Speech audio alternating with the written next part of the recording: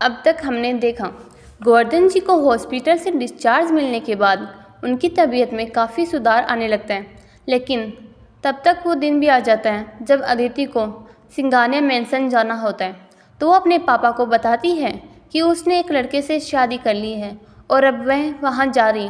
वही गोवर्धन जी उसकी बात सुनकर गुस्सा हो जाते हैं और उससे कहते हैं कि अगर सब फैसले उसने ले ही लिए हैं तो अब उसे क्यों बता रही हैं। वहीं इसके बाद क्या हुआ वो तो हम पार्ट 1 में पढ़ चुके हैं कि कैसे गोवर्धन जी अदिति को घर से बाहर निकाल देते हैं और अदिति सिंघानिया हाउस आ जाती है। अब आगे एक मेड बहुत देर से अदिति को आवाज़ दे रही होती है। तभी अदिति उसकी आवाज़ सुनकर अपने होश में आ जाती है। अदिति आपने कुछ कहा? मेड मारिया, मैम आप डिनर में क्या लेंगी? अदिति, आपको जो अच्छा लगे आप वो बना दीजिए प्लीज़। Maria, okay ma'am. यह कहकर मारिया वहाँ से चली जाती है। तभी अदिति का फ़ोन बजता है, जिसे देख अदिति समझ जाती है कि निशा घर गई थी और उसे वहाँ से सब कुछ पता चल चुका है। अदिति को कुछ समझ नहीं आता कि वो क्या करें। उसकी इतनी हिम्मत नहीं थी कि वो निशा का फ़ोन उठा सके, इसलिए वो फ़ोन नहीं उठाती है। अभी रात के लगभग 7 बज रहे थे। अदिति ये सोच ही रही थी कि वह निशा को कैसे समझाएगी, क्योंकि वो अच्छे से जानती थी कि निशा उसकी किसी भी बात में नहीं आने वाली। तभी उसे एक मेड डिनर के लिए बुलाने आती है। अदिति उससे प्रेम के बारे में पूछती है तो वह मेड उसे बताती है कि सर को लेट हो जाएगा, आप खाना खा लीजिए, जिस पर अदिति नीचे जाकर डिनर करके आ जाती है। वहीं दूसरी तरफ देव प्रेम को समझाता है कि उसे से कम आज तो कर जल्दी जाना चाहिए, क्योंकि कॉन्ट्रैक्ट ही सही लेकिन वो उनकी वाइफ तो है, ऐसे में उन्हें अच्छा लगेगा। लेकिन प्रेम उसकी एक नहीं सुनता और अपने काम में लग जाता है। लेकिन देव भी अपनी कोशिश जारी रखता है, जिस पर प्रेम घर के लिए निकल जाता है। जब घर पहुंचा उस वक्त लगभग 10 बज रहे थे। उसने डिनर ऑफिस में ही कर लिया था, तो वह सीधा अपने रूम की ओर चल दिया। उसने रूम में जाकर देखा कि अदिति कोई बुक पढ़ रही थी। प्रेम, तुम सोई नहीं अभी तक? अदिति, ओह आप आ गए, सॉरी मेरा ध्यान नहीं गया, क्या मैं आपके लिए खाना लगा दूँ? प्रेम, मैंने तुमसे पहले ही कहा था हमारी शादी सिर्फ एक कॉन्ट्रैक्ट है और कुछ नहीं, तो तुम्हें ये सब करने की कोई नीड नहीं है। अदिति, लेकिन मैं तो। प्रेम उसे बीच में टोकते हुए, तुम्हें मेरे लिए इंतज़ार करने की कोई नीड नहीं है और ना ही कभी इस गलतफहमी में रहना कि मैं तुम्हारी खूबसूरती के मोह में आकर तुमसे प्यार करने लगूँगा।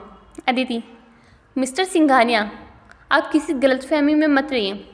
मुझे नींद नहीं आ रही थी, इसलिए मैं बुक पढ़ने में बिजी थी, जिस वजह से मुझे टाइम का पता नहीं चला। पर मुझे अब भी लगता है कि मुझे सो ही जाना चाहिए था। सो गुड नाइट डियर हबी। यह कहकर अदिति किताब साइड रख अपना चेहरा ब्लैंकेट के अंदर कर लेती है। वहीं प्रेम भी शावर लेने चला जाता है। लगभग आधे घंटे के बाद जब वो शावर लेकर बाहर निकलता है तो देखता है कि अदिति सो चुकी थी। वह भी सीधा जाकर बेड के दूसरे साइड जाकर सो जाता है। अगली सुबह जब अदिति की आँख खुलती है तो वह देखती है कि प्रेम उसके साइड में आराम से सो रहा है, जिसे देख अदिति जोर से चिल्लाने लगती है, जिसे सुन प्रेम की आंखें खुल जाती है। वहीं रूम साउंड प्रूफ होने की वजह से उसकी आवाज़ रूम से बाहर नहीं जाती है, वरना अभी तक तो सब लोग वहां आकर इकट्ठा हो चुके होते। प्रेम उसके मुंह पर हाथ रखते हैं। चुप, चिल्ला क्यों रही हो? अदिति उसका हाथ अपने मुंह से हटाते हुए, आप मुझसे पूछ रहे हैं मैं क्यों चिल्ला रही हूँ? ये नहीं कि आप बताएं कि आप यहाँ क्या कर रहे हैं। प्रेम, मिस अदिति, अगर आपको याद हो तो ये मेरा रूम है और ये बेड भी मेरा है। अदिति, तो इसका मतलब ये थोड़ी है कि आप मेरे बगल में आकर सो जाएंगे। प्रेम, अरे तो आपको इससे प्रॉब्लम है कि मैं आपके बगल में सो रहा हूँ? तो मैं आपको बता दूँ कि अब आप मेरी वाइफ है और मैं आपका हस्बैंड। अदिति उसे टोकते हुए, कॉन्ट्रैक्ट वाइफ और कॉन्ट्रैक्ट हस्बैंड, ओके? प्रेम, हाँ, कॉन्ट्रैक्ट वाइफ और कॉन्ट्रैक्ट हस्बैंड, ये आपको मुझे याद दिलाने की ज़रूरत नहीं है। और हाँ, मुझे तुम में कोई इंटरेस्ट नहीं है, इसलिए अब इस तरह से बिहेव करना बंद करो। और अगर तुम्हें ज़्यादा ही प्रॉब्लम है तो कल से सोफे पर या नीचे सो जाना। अदिति, रियली? मैं क्यों नीचे या सोफे पर सोऊं? तुम लड़के हो, तुम्हें सोफे पर सोना चाहिए। प्रेम, और ये कौन सी बुक में लिखा है कि एक लड़का ही सोफे पर सो सकता है, लड़की नहीं? अदिति, यही तो होता है ना मूवीज़ में। प्रेम उसकी तरफ झुकते हुए, मूवीज़ में और भी बहुत कुछ होता है, तुम्हें पता है? अदिति उसे पीछे की तरफ धक्का देने की नाकाम कोशिश करते हुए, ये क्या बदतमीजी है, पीछे हटिए।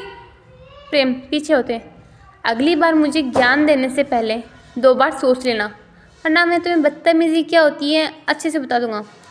अदिति प्रेम को गुस्से में घूरती है और फिर बाथरूम की ओर चली जाती है। वही प्रेम उसे बिना किसी एक्सप्रेशन के जाते हुए देख रहा था। हे एवरीवन, क्या आपको ये स्टोरी अच्छी लग रही है? मुझे ज़रूर बताइएगा कि आपको ये स्टोरी कैसी लगी।